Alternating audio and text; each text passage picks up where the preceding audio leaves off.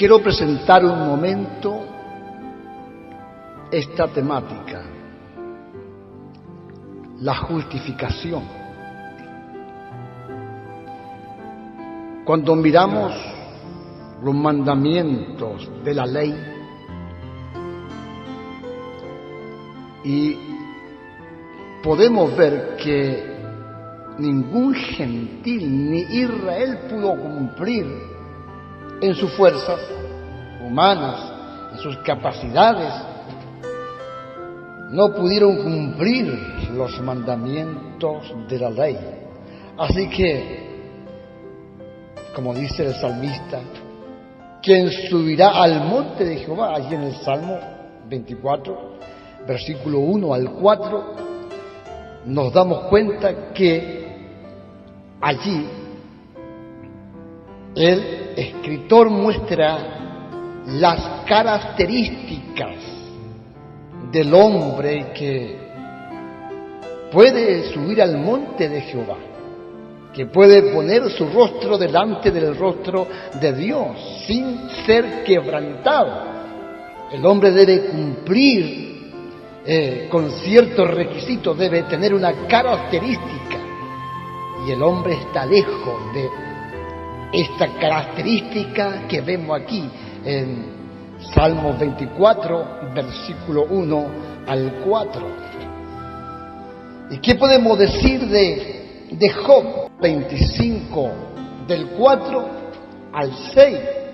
Bildad, un amigo de Job, que se acerca a Job para decirle: oye, ¿quién se justificará delante de Dios? Ni las estrellas, ni la luna son limpias, ni resplandecientes delante de Dios. Cuanto más el hombre, que es un gusano, y el Hijo del Hombre también gusano.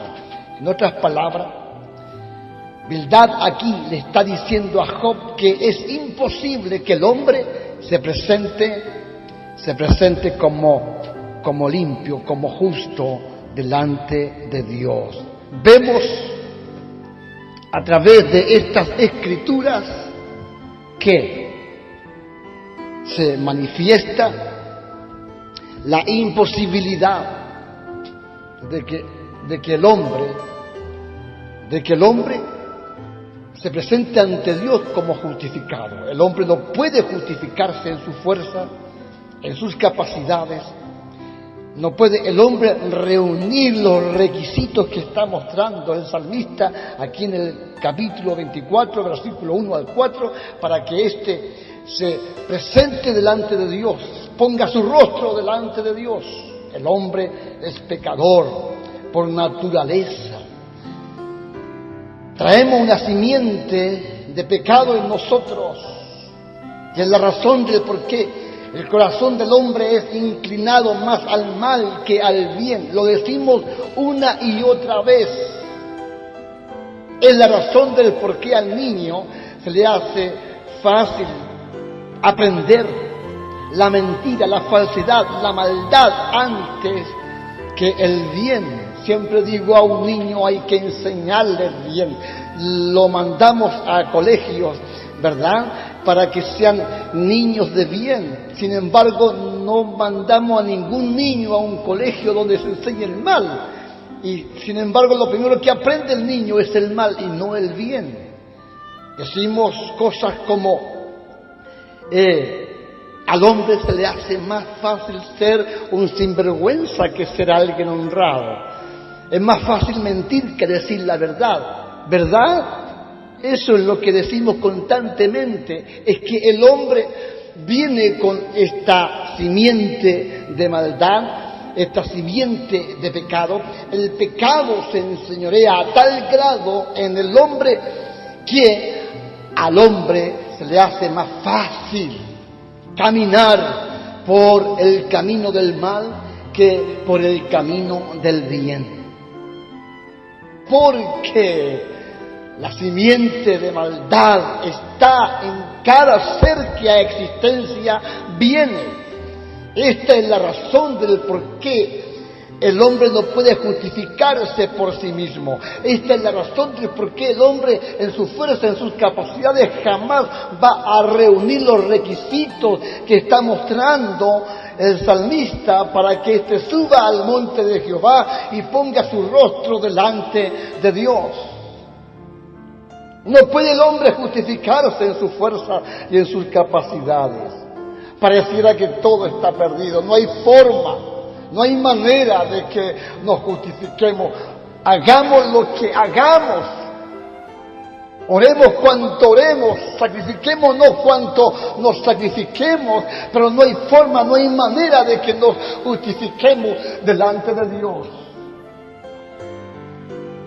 Cuando medito en esto, no dejo de contemplar que Dios, siendo un Dios justo, manifestándose muchas veces como juez justo, y exterminó a los pecadores en tantas oportunidades en el Antiguo Testamento, y Él actuó con justicia. Con todo y eso en su interior, lo quiero decir así, en su interior había una esencia de amor incalculable. Y en esa esencia de amor, Él buscó en la tierra, debajo de la tierra, y buscó en los cielos, buscó a alguien que hiciese vallado. En otras palabras, a alguien que se pusiera entre Dios y los hombres, a alguien que justificara a los hombres de sus fechorías y de sus pecados. Cuando miramos esto en el Antiguo Testamento, podemos entristecernos como se entristeció Juan en Apocalipsis, cuando no se encuentra ninguno digno de abrir el libro y desatar los sellos. Juan ve que no hay esperanza alguna para la humanidad, no hay ninguno digno, y Juan llora mucho. Juan lloró mucho, porque pareciera que no hay esperanza para el género humano, no hay esperanza de que el hombre se presente delante de Dios, se presente como justo delante de Dios. No hay quien justifique al hombre de sus fechorías y de sus pecados. Bendito amor que busca por todos lados, si alguien es digno de abrir el libro y desatar los sellos. Bendito es el amor de Dios que busca a alguien que haga vallado, a alguien que se ponga entre Dios y los hombres y justifique al hombre de sus fechorías. Pero no encuentra a nadie. Tanto es el amor de Dios, tan sublime es el amor de Dios, del amor de este Dios juez justo, que manifiesta su amor. Saboreemos el texto de San Juan 3:16, porque de tal manera amó Dios a este mundo que ha dado a su Hijo unigénito, para que todo aquel que en Él cree no se pierda, mas tenga vida eterna. Dios pudo haber manifestado su amor de tanta forma, de tanta manera, como siempre decimos, gritando desde la eternidad, para que todos los habitantes de la tierra escuchen su voz tronante, diciendo: Dios, yo los amo a todos. Y aquello habría sido suficiente para entender que Dios nos ama. Dios pudo haber manifestado su amor de tantas formas, sin embargo Él manifestó su amor de esta forma, dándonos a Jesucristo, para que todo aquel que en Él cree no se pierda, sino que tenga vida eterna, para que todo aquel que cree en Jesucristo tenga la posibilidad de ser justificado delante de Dios. Eso es, Jesucristo aparece en escena. El amor de Dios, la palabra misma manifestada en carne, se manifiesta en escena con la finalidad de justificar a todo hombre que en Él cree, para que todo aquel que en Él cree no se pierda, mas tenga vida eterna. Cuando merecíamos el castigo, cuando merecíamos ser aplastados como pecadores por el Dios eterno, por el Dios juez justo, Dios manifiesta su amor y nos concede a Jesucristo. Y allí está Jesús conversando con Nicodemo, diciendo: no envió Dios a su Hijo al mundo para condenar al mundo, sino para que el mundo sea salvo por él. Bendito es el amor de Dios que se manifestó para justificarnos. Bendito es el Señor. ¿Qué dice Romanos 8, versículo 29? Déjenme leer. Sí, Romanos 8, versículo 29 dice: porque los que antes conoció, también los predestinó para que fuesen hechos conforme a la imagen de Dios, para que Él sea el primogénito entre muchos hermanos. Versículo 30, y a los que predestinó, a esos también llamó. Y a los que llamó, a estos también justificó. Nos llamó Dios y nos reveló a Jesucristo. Esto es decir, nos reveló nuestra justificación, porque lo que Jesucristo hace en la cruz del Calvario es justificarnos. Él nos justificó a través de su muerte, a través de su resurrección. Él nos justificó de todos nuestros pecados allí en la cruz del Calvario. Y a los que justificó, a estos también glorificó. Bendito sea el Señor. Entender la justificación es preciosísimo, es hermosísimo. Qué importante es entender de qué forma Dios nos ha justificado. La iglesia verdadera está compuesta por limpios de manos y puros de corazón, por gente que está limpia delante de Dios. La iglesia, vuelvo a reiterar, está compuesta por gente que está limpia delante de Dios. Cuando digo la iglesia, no me estoy refiriendo a una denominación. Yo sé que todos nosotros pertenecemos a tal o a cual denominación, mas denominación no es iglesia. La iglesia es el cuerpo del Señor Jesucristo. La iglesia la componen hombres y mujeres que fueron conocidos por Dios desde antes que el mundo fuese. La iglesia está compuesta por hombres y mujeres que fueron conocidos por Dios, predestinados por Dios, llamados por Dios, justificados por Dios a través de Jesucristo. Y estos que fueron justificados, estos también son glorificados. La iglesia no la componen gente común. La iglesia la componen hombres y mujeres que han sido conocidos por Dios, predestinados por Dios, llamados por Dios, justificados por Dios. La iglesia está compuesta por hombres y por mujeres que han sido justificados por Dios mediante su muerte, mediante su sangre vertida en la cruz del Calvario. La iglesia está compuesta por hombres y mujeres que están limpios, limpiecitos, justificados delante del Padre. Aleluya. Qué importante es que usted y yo entendamos lo que es la justificación. Aleluya. Sí, es importante ver los pasos de la justificación. Veamos ahora 6 puntos que quiero dar a conocer sobre lo que es la justificación.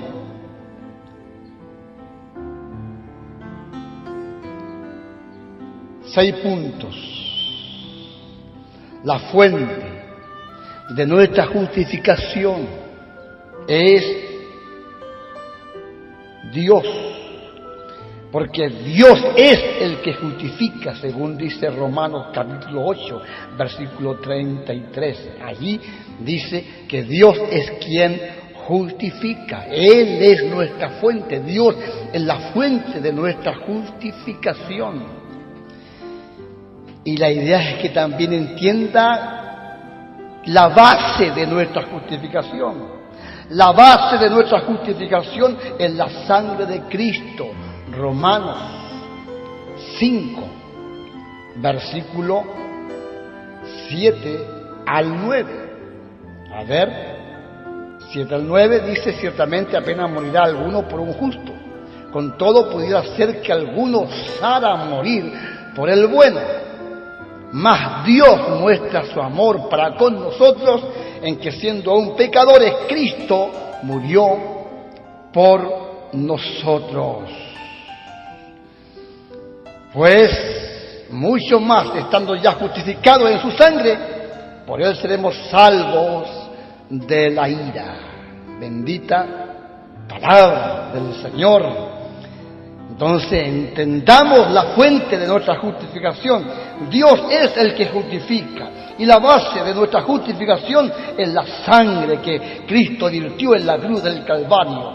La prueba de nuestra justificación es la resurrección de Cristo, porque Cristo nos justificó, y la prueba de la victoria que Él experimenta en esto de justificarnos es su resurrección. Romanos capítulo 4, versículo 25. El medio que Dios emplea para que usted y yo seamos justificados es la fe. Es lo que dice Romanos capítulo 5, versículo 1. Justificados pues por la fe, tenéis paz para con Dios, ¿verdad? Paz para con Dios, por medio de nuestro Señor Jesucristo. La fuente de nuestra justificación es Dios. La base de nuestra justificación es la sangre de Cristo. La prueba de nuestra justificación es la resurrección del Señor Jesucristo. En medio de nuestra justificación hemos dicho que es la fe, la evidencia. Tiene que haber evidencia de que hemos sido justificados. ¿Cuál es la evidencia que estamos mostrando nosotros? De que realmente caminamos con esta bendición, de que Cristo nos justificó de todos nuestros pecados. No es solo conocer la materia, no es solo conocer la doctrina, el asunto es conocer que caminamos teniendo el fruto. En Mateo 12, versículo 33, y en Gálatas 5, versículo 22, nos vamos a dar cuenta que tiene que existir el fruto de que hemos sido justificados. Y el fruto de nuestra justificación son nuestras obras. Y cuando digo nuestras obras, no me estoy refiriendo a las obras humanas, sino que a las obras, en este caso, son la obediencia a la palabra. Me refiero a este tipo de obra. Lo que Santiago está diciendo, en Santiago 2, versículo 24. Habla allí de que debemos tener obra, y esta es la obra: obedecer la palabra. Que el Dios de paz nos bendiga y nos permita regocijarnos al entender lo que es la justificación, cómo hemos sido justificados. Dios nos amó y manifestó su amor dándonos a Jesucristo Él es quien entrega su vida por nosotros. Se pone Él en nuestro lugar. Nosotros merecíamos ser juzgados, condenados por causa de nuestros pecados, porque la paga del pecado es muerte.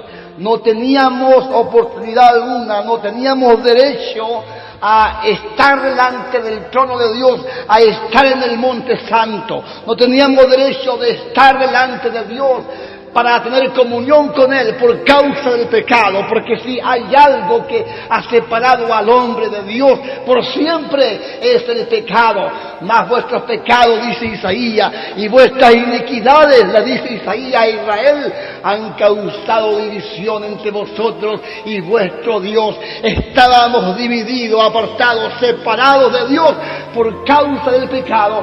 Sin embargo, el Dios eterno, el Dios maravilloso, este Dios juez justo, pese a que es Dios juez justo, en Él había una esencia de amor que se manifiesta, y Cristo viene a escena para justificarnos, no para condenarnos, sino que para justificarnos. Entienda yo y entienda usted el tema de la justificación, entienda la fuente de la justificación. Romanos, vuelvo a repetir, 8:33, entiende la base de la justificación. Romanos 5, versículos 7 al 9, entiende la prueba de su justificación. Romanos 4, versículo 25, entienda el medio que Dios empleó para justificarle a usted. Romanos 5, versículo 1, entienda usted la evidencia de la justificación, que es el fruto. San Mateo 12, versículo 33, y el fruto es Cristo.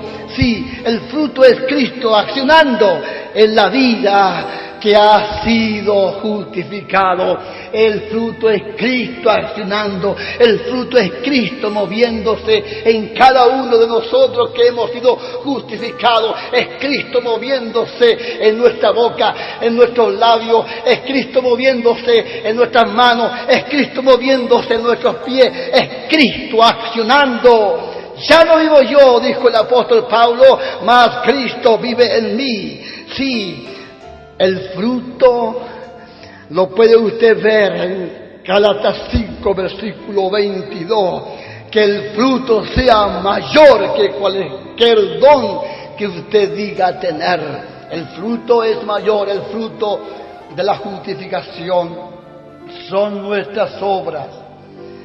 Y las obras, en este caso, vuelvo a reiterar, es la obediencia a la palabra que oímos, a la palabra que hemos entendido.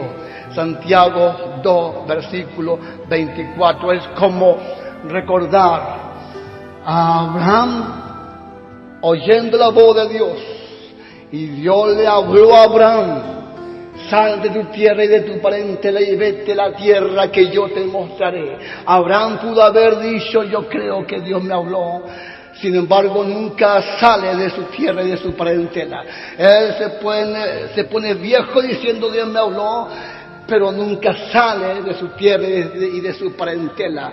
El fruto es la obra, es la obra, es la acción. Y Abraham no solo oyó la voz, sino que accionó. Él salió de su tierra y de su parentela y se fue a la tierra que Dios le iba a mostrar. De modo que la obra es la obediencia a la palabra. Todo aquel que dice que ha sido justificado por Dios, bien, tiene que caminar en el fruto, caminará en el fruto, será obediente a la palabra. Oh sí, bendita palabra que Dios nos está mostrando en esta hora. Que usted sea bendecido con esta palabra, crezca y sea próspero. Que el Dios de Padre bendiga y le guarde. Padre celestial, Dios todopoderoso, que esta palabra corra y sea glorificada. Que esta palabra levante al que está caído. Que esta palabra levante al que está triste, al que está cansado, al que está con miedo,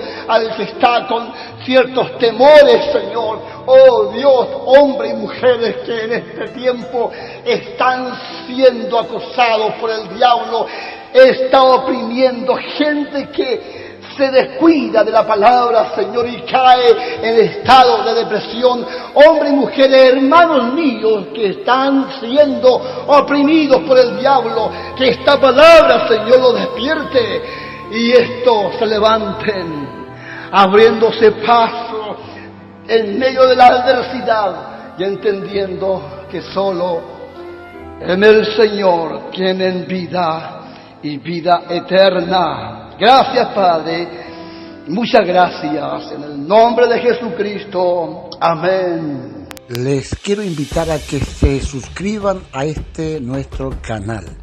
La idea es que puedas compartir esta palabra. Si te es de bendición, entonces compártela para que otros sean bendecidos y hagamos posible que esta palabra corra y sea glorificada.